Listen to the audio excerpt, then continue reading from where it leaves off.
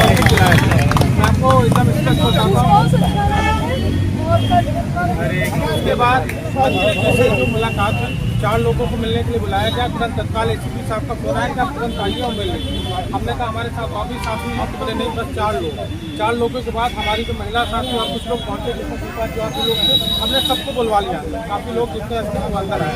मंत्री जी से बहुत सौहार्दपूर्ण बात हुई। उन्होंने कहा बेटा मेरी नीयत बहुत साफ़ है, मैं बहुत साफ़ नीयत की औरत हूँ और मैं खुद छात्र नेता रही हूँ और खुद प्रिंसिपल रही हूँ स्कूल की, और आज मैं मंत्री हूँ। मैं आप लोगों को दुविधा को समझती हूँ। एज ए टीचर मैं प्रिंसिपल प्रमुख हूँ, तो आप लोगों को दुविधा को समझना बताया। इस तरीके से अभी तक पुरानी नियमावली से परीक्षा होती थी और अचानक से बदलाव किया गया। मैंने ये भी मुद्दा साइलेंट हो जाए, 2022 में साइलेंट हो जाए भाई, सुन लीजिए भाई, शांत रहो। 2022 में जो पुरानी नियमावली से परीक्षा हुई थी, अचानक उसमें परिवर्तन कर दिया गया और परीक्षा को बार बार पोस्टपोन किया गया और अचानक से नियमावली बदल दी गई। तो उन्होंने उनको इस बात की जानकारी नहीं थी। उन्होंने कहा अच्छा, तो उन्होंने कहा कि 5 लोगों का आपका एक प्रतिनिधि, जिसमें मेरा नाम लिखा गया है और 1-2 लोगों का नाम लिखा गया है, और उनको लेके आपको सचिवालय में आना है, सचिवालय में आना है और अधिकारियों से बात करनी है। तो हमारी एक सदस्य ने कहा, एक सर ने कहा गया, संदीप पाल जी ने, कि हम बहुत सारे अधिकारियों से मिल चुके हैं, लेकिन अधिकारी कहते हैं साइलेंट हो जाइए। शासन स्तर से आपको सरकार के स्तर से कुछ नहीं मिलेगा, तब तक हम कुछ नहीं कर सकते। तो मैडम ने कहा कि नहीं ठीक है, हम अधिकारियों से सिर्फ एक निष्कर्ष निकालेंगे कि कैसे इन बच्चों की मदद की जा सकती है, क्या पुरानी नियमावली को किया जा सकता है। तो हमने कहा मैम या तो पुरानी नियमावली को आप स्टे कर दीजिए और या तो कोई क्लॉज इसी में जोड़ दीजिए कि एक अंतिम अवसर दिया जाए। तो उन्होंने कहा ठीक है सर, उन्होंने कहा कि ठीक है, हम अधिकारी को बुला के जो तकनीकी है, क्योंकि तकनीकी काम IAS करते हैं, तो बोले हम आपको सचिवालय में बुला रहे हैं, आप आइए और इसी तरीके से अपनी बात इसी तरीके से रखिए कि कैसे करना, और अगर आपके पास कोई सजेशन हो कि कैसे इसको दूर किया जा सकता है तो वही बताइए। तो उसके लिए मैं यहाँ के एजुकेशन के जो सबसे अच्छे वरिष्ठ वकील हैं HGS परिहार, वो मेरे सीनियर हैं, मेरे चाचा के सीनियर हैं, मेरे अंकल हैं, मैं उनसे आज पूरा डिस्कस कर लूँगा कि किस तरीके से इस दुविधा को, क्योंकि IAS है ब्यूरोक्रेसी को फंसाएगी कि नहीं हो सकता, तो हमें उसका भी तोड़ रखना है कि वहाँ पे ऐसी कोई बात ना हो कि वो फंसा दे कि नहीं हम नहीं कर सकते मैडम।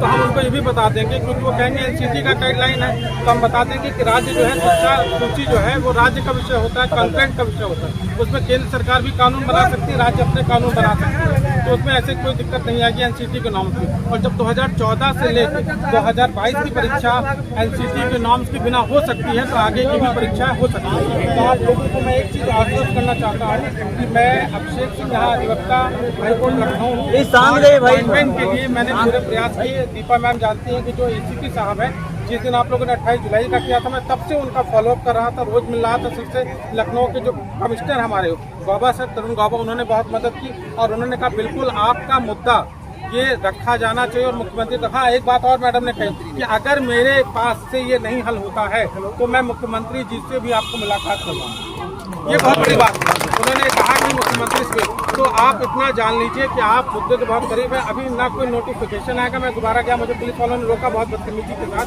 कि कैसे जा रहे हैं। तो उनके जो PRO साहब थे, मेरी उनसे बात हुई, फिर उन्होंने फ़ोन पर मैडम से बात की। हमने कहा मैडम एक चीज़ रह गया कि आयोग को आप बोल दीजिए कि जब तक किस तक प्रकाशित नहीं हो जाता है तब तक आप नोटिफिकेशन नहीं जारी करेंगे।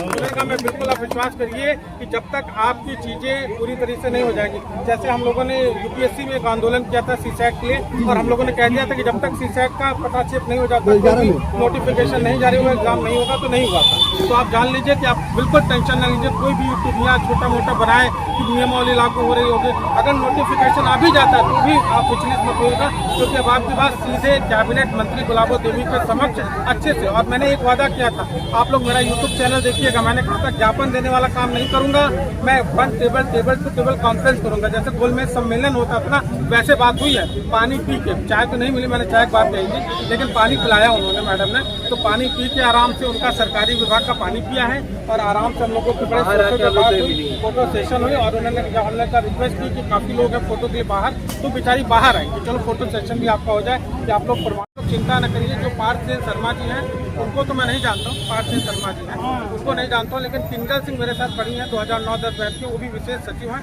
मैं आज उनसे बात करूँगा कि मैडम आप भी रहिएगा और आप इस नियमावली को लागू कराने में हमारी मदद करेगा। तो दोस्तों मैं आप लोगों को फिर से बता देता हूँ कि आप लोगों की मांग पूरी होगी और जरूर पूरी होगी। आप लोग फॉर्म भरेंगे, ये मेरा वादा लखनऊ से जरूर, कोई नेतागिरी में कोई बात जो कहा था आप अभिषेक सिंह, और आप देख लीजिएगा मेरे यूट्यूब चैनल को खोलिए, ग्रुप में होता है। मैंने जो बात कही वही, कोई झूठ नहीं, कोई फरेब। मैंने ये कहा था कि 200-250 की परमिशन नहीं मिलेगी तो नहीं मिलेगी। मैंने ये कहा था कि 7 से 8 लोग जाएंगे, उससे ज़्यादा मैडम जाएंगे। 15-16 लोगों को मिलवाया। ये कहा था कि राउंड टू राउंड बात होगी, मैडम एक टेबल के पीछे रहेंगे, हम रहेंगे, वो भी करवाया। तो सब कुछ हुआ। अनिल जी का फोन आ रहा था, अनिल जी थोड़ा नाराज जरूर होंगे, लेकिन समस्या ये हुई कि ऐसा नहीं कि मैं अनिल जी को मिलवाना नहीं चाहता था, लेकिन वहाँ से पहली चीज़ आ गई कि कोई मंच नहीं मिलेगा। युवा मंच का नाम वहाँ से खारिज हो गया। मैंने 10 लोगों का नाम भेजा था, तो वहाँ से आप जो इंस्पेक्टर है उन्होंने कहा कोई भी नेतागिरी नहीं होगी, जो अभ्यर्थी हैं उनका नंबर दीजिए और जो उनका सब्जेक्ट है वो दीजिए। तो मजबूरी थी, क्या किया जा सकता था, और उन्होंने अचानक बुला दिया। ACPC का कॉल आप दीपा मैडम से पूछ लीजिए, उनका मेरे पास कॉल आया तुरंत। मैंने मैम को दिखाया कि उन्होंने कहा तुरंत आइए, तत्काल आइए, बिल्कुल डिले। तो मैं जहाँ था तुरंत हम लोग पहुँचे 4-5 लोग, और जो था वो मिला। तो इसलिए मैं उसके लिए क्षमा चाहता हूँ कि मैं आपके उनको नहीं मिलवा पाया, लेकिन आपका काम करवा दूँ। बिल्कुल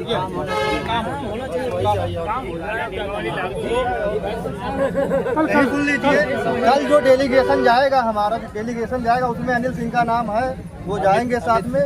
अमित भैया का नाम है, पांडे भैया का, अखिलेश वर्मा है, हम हैं, और पूजा शाही मैम है, दीपा सिंह है। सर तो रहेंगे ही, तो 7 लोग डेलीगेशन में जाएंगे।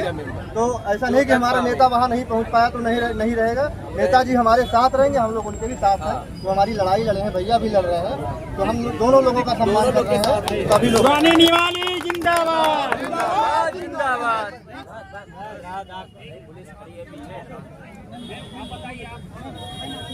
कितने लोग थे वहाँ? 5 से 7 लोग माता जी बोली थी, बोला है, लेकिन कहा 7 लोग भी आ सकते हैं। 7 से 7 लोगों को बोली थी, उसका नाम लिख के प्रोवाइड करा दिया गया है। कल 1 बजे विधानसभा में संबंधित अधिकारी, और कोई काम नहीं बात आप लोगों में से सब लोग जिद न 1 बजे जो हमारा 7 लोगों का प्रतिनिधि मंडल है, डेलीगेशन है। प्रवधिक कला वाले थे, एकल विषय के थे, जो कि कुमार कौशल का ग्रुप गया था, और हमारे नॉन बीएड के साथ। कुल मिला के एक पुरानी नियमावली से सबका भला एक होगा। लड़की इंग्लिश वाली थी, अंग्रेजी वाली लड़की, उसका उनका लैंग्वेज का कुछ विवाद था, और संस्कृत की कोई विवाद था, उनका सब्जेक्ट का विषय था। तो सारा समाधान सबका निचोड़ एक ही है, भला सबका पुरानी नियमावली के आधार पर ही होगा। अलग अलग लड़ने से कुछ नहीं होगा।